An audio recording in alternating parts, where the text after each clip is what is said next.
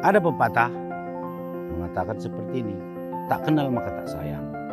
Jadi sebenarnya walaupun petani itu sudah bertahun-tahun melakukan budidaya pertanian di lahannya, tapi tidak ada yang bisa menjadi suatu rumusan ataupun patokan yang didapat pelajaran daripada apa yang dialami petani itu sendiri.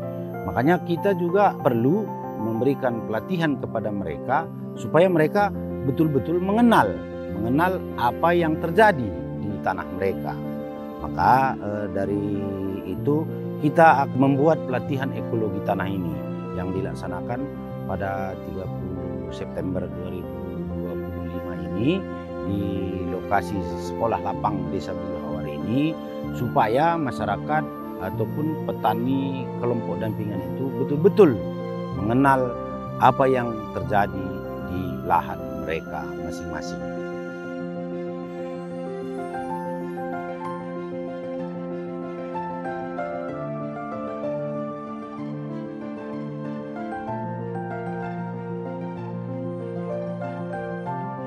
Oke, pada saat ini kami mau sedikit bercerita tentang situasi yang dihadapi kelompok kita, khususnya di dampingan Yayasan Ati Keleng. Terlebih dahulu saya mau memperkenalkan diri saya. Nama saya Guntur Tarigan.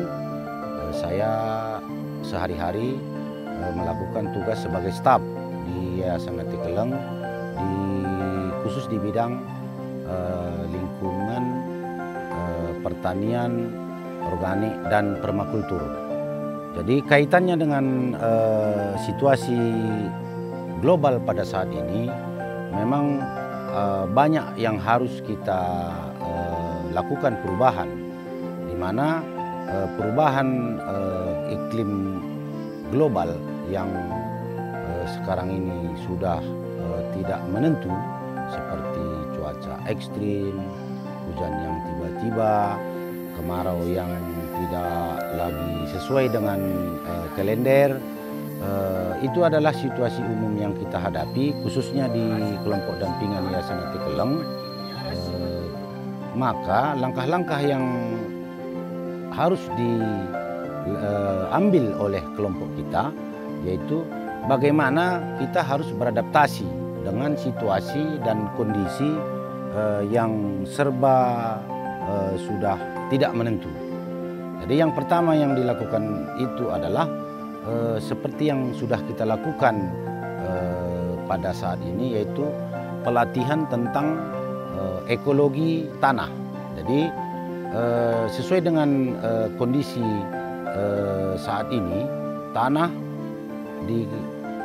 umumnya di kelompok kita itu sudah banyak yang stagnan, artinya tidak layak lagi untuk ditanami, ada yang tidak bagus lagi untuk ditanami, ada yang memang harus diolah, dan ada yang harus dilakukan penelitian lebih lanjut karena residu-residu kimia, begitu juga pestisida yang tidak bijaksana pemakaiannya, itu menyebabkan banyak masalah-masalah yang timbul di dalam tanah para petani dampingan kita.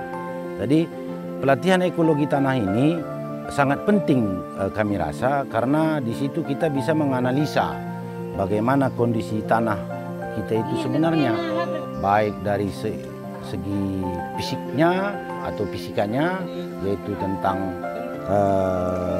hidrologi tanahnya, bagaimana tentang penyerapan air di dalam tanah karena humusnya sudah menipis, karena lapisannya sudah ada yang sudah mengendap dari bahan-bahan kimia yang sering kita gunakan. Itu sangat mempengaruhi soal kapilaritas yang ada di dalam tanah. Jadi dari sifat fisik ini kita bisa mendapatkan suatu rumusan yang bagus bagaimana mengembalikan soal sifat-sifat tanah yang ideal, baik dari sifat fisiknya, baik dari sifat kimianya, begitu juga dengan sifat-sifat biologinya. Karena ketiga unsur ini sangat mempengaruhi bagaimana kita melakukan budidaya tanaman, di mana salah satu karakter ataupun unsur ketiga ini tadi tidak seimbang ataupun tidak ideal, maka biaya produksi akan semakin tinggi, bisa juga menyebabkan gagal panen, begitu kira-kira. Jadi dari pelatihan-pelatihan yang kita lakukan ini, harapan kita petani mampu menganalisa dan menentukan seperti kalender musim, karena sesuai dengan perubahan iklim yang ekstrim ini, maka petani juga harus punya kalender musim disesuaikan dengan kondisi alam dan daerah masing-masing.